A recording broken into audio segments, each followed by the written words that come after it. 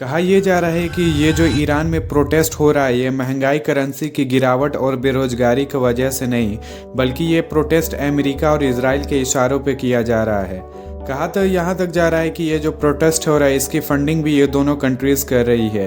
क्या है सच्चाई, आइए जानते हैं इस वीडियो में। आप सभी को पता होगा कि हाल ही में यूएस ने वेनेजुएला पर अटैक करके वहाँ के प्रेसिडेंट निकोलस मदुरो और उनकी वाइफ सिलिया फ्लोरेस को कैदी बनाकर यूएस ले गए।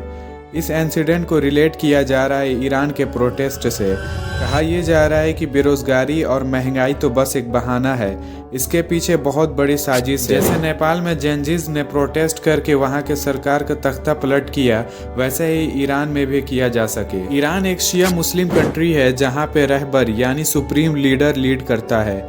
यानी अभी के सुप्रीम लीडर आयतुल्लाह खमेनी है, जो कि 1989 से अभी तक ईरान के सुप्रीम लीडर हैं।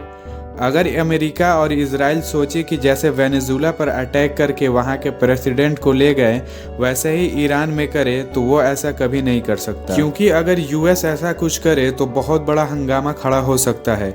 क्योंकि अभी कुछ महीनों पहले हम सभी ने देखा था कि सुप्रीम लीडर आयतुल्लाह खमेनी के पोस्टर को लेकर हमारे कंट्री इंडिया में कितना बड़ा बवाल खड़ा हुआ था। अगर अमेरिका और Israel direct attack Ayatollah Khamenei को करे तो इंडिया, पाकिस्तान, बांग्लादेश और जहां जहां शिया रहते हैं वो सारे सड़कों पर उतर आएंगे। और ये बात अमेरिका और इजराइल का बहुत अच्छे से पता है, इसलिए वो डायरेक्ट अटैक ना करके ईरान को अंदर से कमज़ोर कर रहा है। सवाल उठता है, जब ईरान में इंटरनेट बंद है तो हाई क्वालिटी वीडियोस दुनिया तक कैसे पहुंच रही?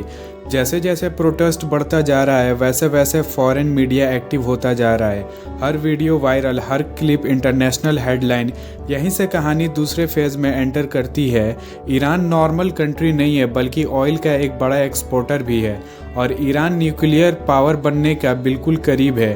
और सबसे बड़ी बात यह है कि इजराइल का खुला दुश्मन है और फिलिस्तीन का सबसे बड़ा सपोर्टर। मिडिल ईस्ट का पावर बैलेंस ईरान के हाथों में है और यही बात अमेरिका और इजराइल को सबसे ज़्यादा चुभती है। इजराइल चाहता है कि ईरान कमज़ोर हो, अमेरिका चाहता है कि ईरान झुक जाए और दोनों चाहते हैं कि तेहरान में एक ऐसा लीडर हो जो उनकी बात माने। आयतुल्लाह खमेनी सिर्फ ईरान के सुप्रीम लीडर नहीं है, वह इस्लामिक रेसिस्टेंस का सिंबल भी है। फिलिस्तीन के लिए खुला सपोर्ट और इजराइल के खिलाफ डायरेक्ट वार्निंग और अमेरिका के सैंक्शंस को चैलेंजेस, ये सब वेस्ट के एजेंडा के खिलाफ जाता है। इसलिए टारगेट सिर्फ इकोनॉमी नहीं होती, टारगेट होता है तख्त। अगर हिस्ट्री देखी जाए तो पैटर्न बिल्कुल क्लियर है। इराक, लीबिया, सीरिया में क्या हुआ था ये सबको पता है। सबसे पहले आवाम के गुस्से को भड़काया जाता है और फिर उस गुस्से को हथियार बनाकर उस कंट्री के गवर्नमेंट को टारगेट किया जाता है। ईरान में भी यही ब्लूप्रिंट दिखाई दे रहा है। प्रोटेस्ट के बीच एक ही डिमांड को पुश किया जाता है, सिस्टम गिराओ, सुप्रीम लीडर हटाओ और इस्लामिक रिपब्लिक को ख़त्म करो। यहाँ तक कि एग्जाइल ईरानियन लीडर को सडनली स्पॉटलाइट मिलने लगती है, एनजीओज, ह्यूमन राइट के नाम पर फंडिंग आने लगती है और सोशल मीडिया पे वही कंटेंट दिखाई जाती है जो गवर्नमेंट के अगेंस्ट हो। तब ये प्रोटेस्ट नहीं रह जाता है, ये बन जाती है जियो पॉलिटिकल वॉर। और इस गवर्नमेंट को गिराने के पीछे सबसे बड़ी रीजंस है oil control, nuclear programme, Israel की सिक्योरिटी और फिलिस्तीन का सपोर्ट। अगर ईरान का सिस्टम गिरता है तो सबसे पहला नुकसान पैलेस्टीन को होगा और सबसे बड़ा फ़ायदा इजराइल को होगा। और तेहरान में पपिट गवर्नमेंट बैठा दी जाएगी जो अमेरिका के इशारों पर नाचेगी। और अगर तेहरान में कोई पालतू गवर्नमेंट बैठती है तो मिडिल ईस्ट का पूरा पावर मैप बदल जाएगा।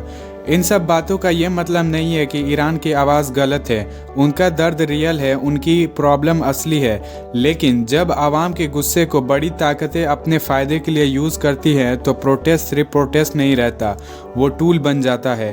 एक वेपन, एक ऐसा वेपन जहां सड़कों पर आवाम होती है पर चेस बोर्ड कहीं और बिछा होता है। ईरान आज दो जंगें लड़ रहा है, एक अपनी आवाम के दर्द से और दूसरी दुनिया की सबसे ताकतवर फोर्सेस से। और सवाल ये नहीं है कि प्रोटेस्ट क्यों हो रहा है, असली सवाल ये है कि कल अगर सिस्टम ईरान का गिरा तो फ़ायदा किसको होगा, आवाम का या उन ताकतों का जो सालों से ईरान को झुकाना चाहता है। सच अक्सर नारों में नहीं होता, वो प्लानिंग के पीछे छुपा होता है। और ईरान की सड़कों पर जो आग दिख रही है उसकी गर्मी सिर्फ तेहरान तक सीमित नहीं रहेगी, वो पूरे मिडिल ईस्ट को जला सकती है। आपकी राय क्या है कमेंट बॉक्स में ज़रूर बताना और हमारे चैनल को सब्सक्राइब करके जाएं।